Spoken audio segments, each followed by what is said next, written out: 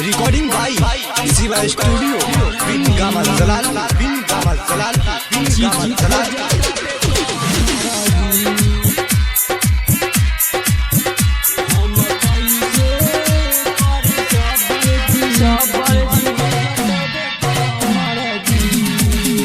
हम कैसे करी सबर जी चीज खोजता बेकबर जी। हम कैसे करी सबर जी चीज खोजता बेकबर जी। कैसे कही जी कैसे सही जी कैसे कही जी कैसे सही जी देवरू करे हबर हबर जी। हम कैसे करी सबर जी चीज खोजता बेकबर जी। हम कैसे करी सबर जी चीज खोजता बेकबर जी। कैसे कही जी कैसे सही जी कैसे कही जी कैसे सही जी देवरू करे हबर हबर जी। हम कैसे करी सबर जी चीज खोजता बेकबर जी।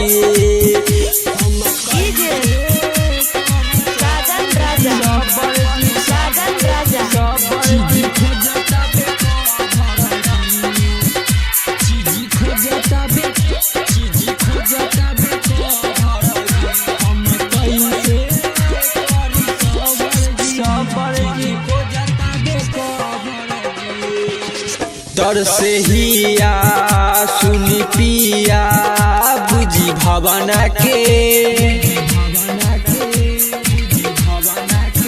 न रहाला न सहाला दर्द बिछवाना के।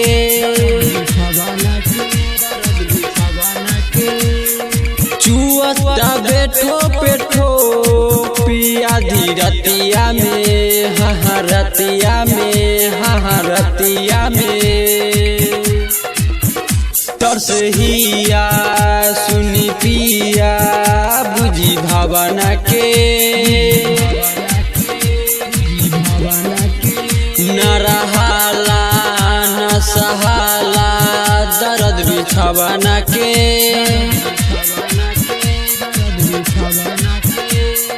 चुअता बैठो पेठो पिया धीरतिया में हहरतिया में हहरतिया में।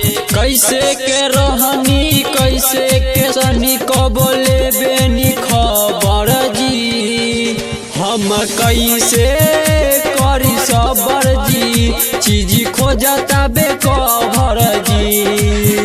हम कैसे करी सबर जी चीज खोजता बेकबर जी।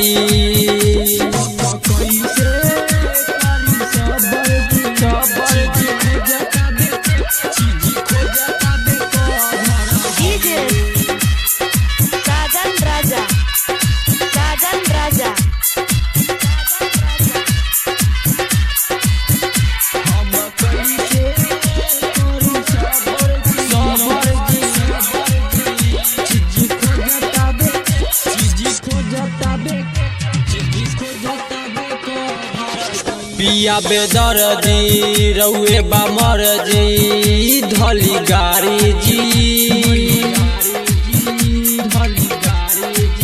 विकास पूछे न कुछ सूझे बाटे खेलवाना जी।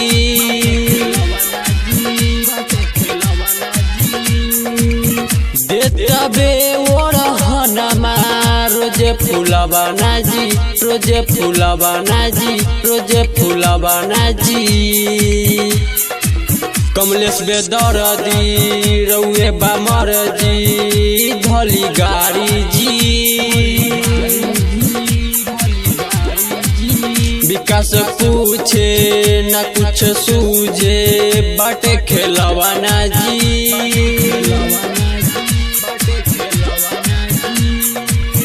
देतबे ओढ़नमा रोजे फूलवाना जी रोजे फूलवाना जी रोजे फूलवाना जी।